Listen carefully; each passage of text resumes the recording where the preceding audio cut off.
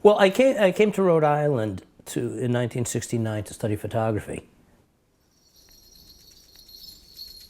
Looked at the school here, and at the same time, my oldest son, Jeremy, who was deaf, we had to find a school for him.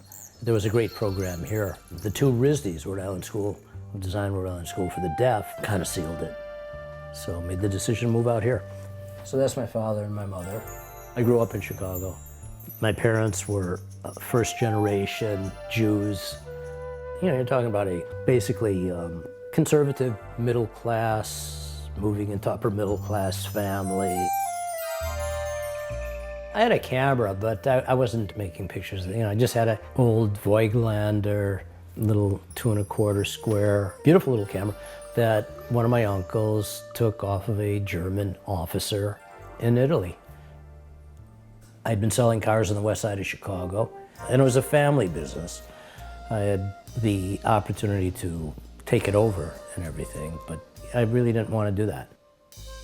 Decided I wanted to take a class in photography at the Art Institute. That kind of did it.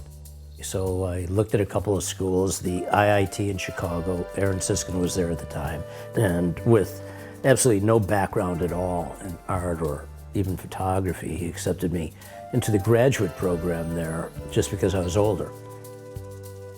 I know I get bored in meetings. So my mind starts wandering, and so I did this little drawing. You know, and I get home and take it out and look at it, and I said, wow, I'm gonna make a silkscreen print out of this. So that became the first silkscreen print, and that just opened up the floodgates. I had a screen printing company for many years. So at one point I had 20 people working there, but the whole time that I was doing that, I was still doing this stuff. I was always making drawings and working in the dark room. And you know, and the good thing about it was I was able to use that place to work on my own work. By working with simple lines and working just black and white, I began to develop a visual language that I could use, that I could turn to my own purposes. I mean, I can't pick up a pencil or a pen or a paintbrush and do a painting of somebody or a drawing of somebody that's going to look like that person. I mean, I don't have that ability. The fish was very, very simple to draw. A mountain was very simple to draw. A river. I mean, these became things that I could do, and it all kind of came from that first drawing. So the same imagery early on, you know, I just applied to the paintings, acrylic paintings, and those things would take months to do because I was working with 4/0 brushes. You know, these things had about 3 hairs in them. You know, I've been working on quilts. This is actually preparation for one now, the beginning of some drawings for the next one that I want to do. When I sit down and I make a drawing, whether I like it or not, I mean, I can get halfway through the thing and say, you know, it's not going right. I keep pushing it. You know, I push through that. Having to reconcile, resolve the mistake, the thing that went wrong, that's the spice. Yeah, the stained glass came from a very, very dear friend of mine, Steve Lieben. He said, this stuff would look great in stained glass. Have you ever thought of that? I took one of the drawings that I had made and said, let's do a stained glass piece of this. What I also realized is I could work with other people to get this stuff done and keep doing what I want to do. Now, I've never cut the glass myself. I've always had somebody working with me doing this. So I would design it, I would work with it, create the shapes, match the color with the shape, how I wanted it done, and then work closely monitoring how the whole thing was being done. I wanted to make sconces, just as something purely decorative. So they would be drawn as triangles, and I figured, okay, I could just join them. Well, you can't just do that. It doesn't work like that. To join them, I had to do these like ribs, you know, to join these two sides. These things are what made these things, I think, really, really work. I've just started working digitally with photographs.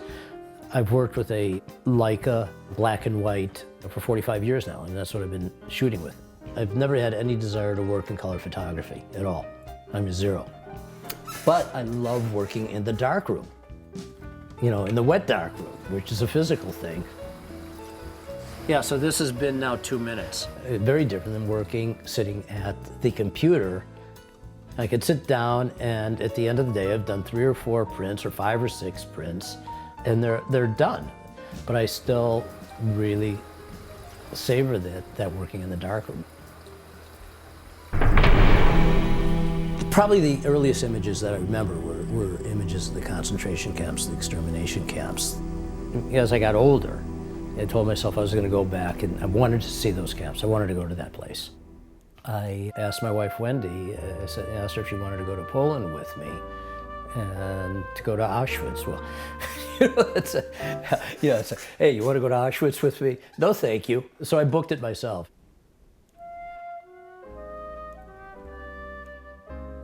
Almost all of the small villages in Poland, all the Jewish cemeteries were destroyed. Sławitica, that's the little village that my mother's parents came from. It's right on the border with Belarus. This cemetery was one of, I would say, 1,400 Jewish cemeteries in Poland that were destroyed by the Nazis.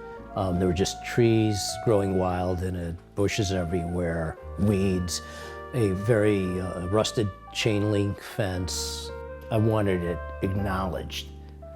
This had once been a place of importance to a group of people that lived here. And part of that group of people was my family. And it took 3 more years. We raised the money and had the cemetery grounds cleared, cut back, a new gate put up.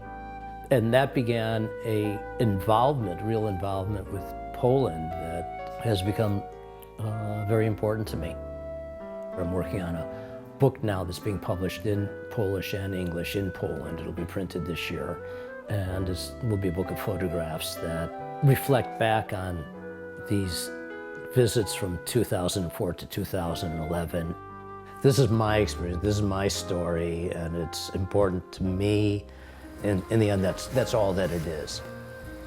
The camera is working from here, through here, and out my fingers, and I'm able to make pictures of what I'm thinking.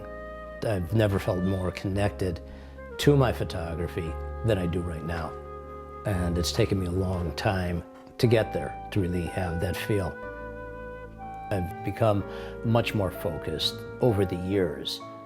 And the other thing is, you know, time will do this, and the realization that, you know, that I don't have forever to do this stuff. I want forever to do it, but it's not going to happen. You know, it just doesn't work that way.